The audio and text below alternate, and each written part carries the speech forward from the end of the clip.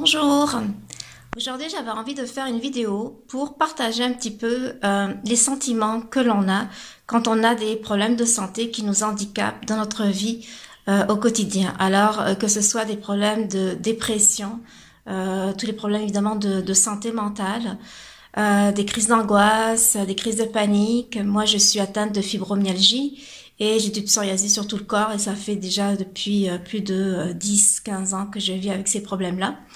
Et j'avais envie de nommer les émotions un petit peu pour défaire les préjugés que les personnes comme moi, on peut vivre à tous les jours, les jugements que les gens ont sur nous.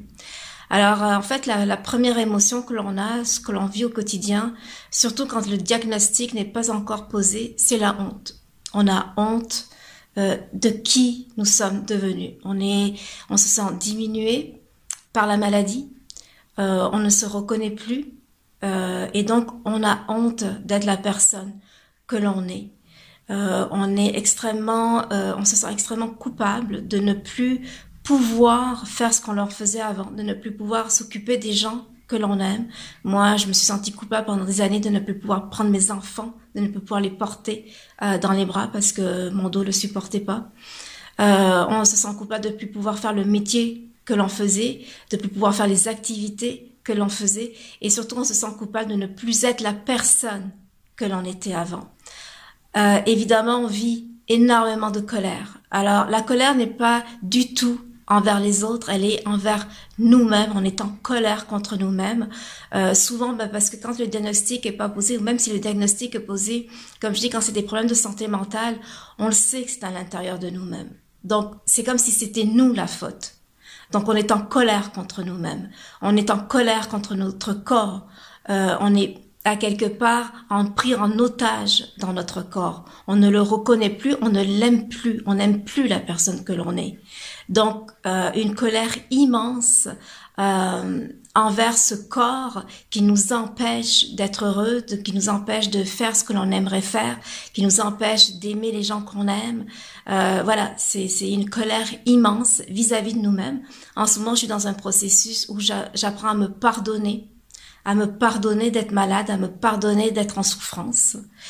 Et le plus grand sentiment que l'on a, c'est évidemment, on vit dans l'appréhension, en fait, de la prochaine crise. C'est vraiment, on est complètement en anticipation de la douleur.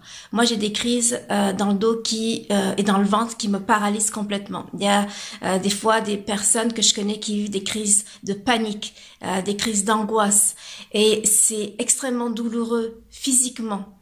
Et donc, on a peur de la prochaine crise, parce que quand on vit la crise, on a tellement mal qu'on ne veut pas la revivre. Donc, on vit constamment dans la peur de quand est-ce que la prochaine crise va arriver. Moi, ça m'est arrivé quand je conduisais avec mes enfants dans la voiture, où j'ai eu une crise où je me suis sentie paralysée, c'était horrible.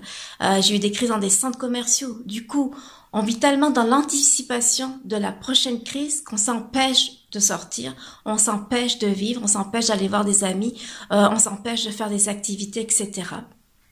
Donc, c'est vraiment les sentiments que l'on vit, la honte, la culpabilité, la colère, évidemment la tristesse et l'anticipation de la douleur. Alors tout ça pour vous dire que quand on vit par exemple une dépression, on comprend bien que ces sentiments ne nous aident pas à aller mieux. Ce qui nous aide pas non plus à aller mieux, c'est tous les gens qui, bien intentionnés, nous donnent des conseils. Alors, dites-vous bien que si ça fait plus de 2 ans qu'on est dans la douleur, on a tout essayé. On a essayé la sophrologie, le yoga, le pilates, le Feldenkrais, l'homéopathie, l'acupuncture. On a essayé toutes sortes de diètes. On a coupé évidemment le gluten, les produits laitiers, la viande. En tout cas, on a tout essayé. Alors, les gens qui, bien intentionnés, nous donnent des conseils, c'est un petit peu dur à vivre parce qu'on le sait que c'est à l'intérieur de nous-mêmes et c'est toujours donc, oh, t'as pas essayé de faire une thérapie? Et si t'allais consulter? Et si t'allais voir un psychologue? Et si t'essayais ça, ça? Oh, je connais telle personne qui, par la pensée positive, a réussi à se soigner. Eh ben, tant mieux pour eux. Mais arrêtez de donner des conseils. Et le dernier conseil qu'il faut absolument pas donner, et je le dis parce que moi je l'ai souvent entendu, c'est d'arrêter de prendre notre médication. Si on est sous médication, c'est parce qu'on en a besoin. Donc, ne conseillez pas aux gens qui prennent des médicaments d'aller vers de la médecine alternative, d'aller vers de la médecine naturelle et d'arrêter. Oui, on peut aller vers la médecine alternative, on peut aller vers la médecine naturelle, au contraire, je l'encourage, sans arrêter la médication. Si on le prend, c'est que ça a été prescrit. Si ça a été prescrit par un médecin, c'est parce qu'on en a besoin.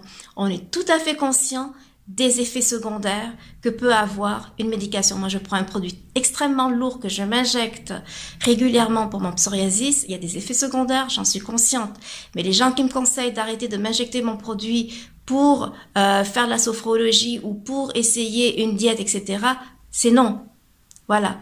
Donc, ce qu'on veut surtout pas, c'est la pitié. Oh, pauvre toi. Oh, je vais t'aider. Je sais que toi, t'es pas capable. Hein, t'es pas capable, ça veut dire moi je suis capable, toi tu l'es pas, donc ça nous diminue encore plus. Donc en fait, il n'y a pas de conseil, je veux pas donner des conseils aux gens qui vivent avec une personne qui est en douleur, parce que je sais à quel point c'est difficile, je sais combien c'est dur pour ma famille, combien c'est dur pour mes enfants, combien c'est dur pour mon mari, comment on a dû tout aménager notre style de vie pour moi, et je me sens assez coupable de ça. Donc j'ai pas de conseil à donner si ce n'est que continuer à aimer, continuer à écouter, à développer une écoute active. On a souvent juste besoin d'exprimer nos émotions et sans recevoir de conseils. Juste d'être pris, d'être serré dans les bras et de sentir qu'on est aimé. Et voilà, et pour ceux qui sont comme moi, qui vivent dans la maladie, qui vivent la dépression, qui vivent des crises d'angoisse, qui vivent des crises de panique, qui vivent d'une maladie qui n'est pas encore diagnostiquée. Moi, ça a été extrêmement long avant que la fibromyalgie me soit diagnostiquée. Gardez confiance, gardez courage et je vous aime et je vous envoie énormément d'amour. Voilà. Au revoir.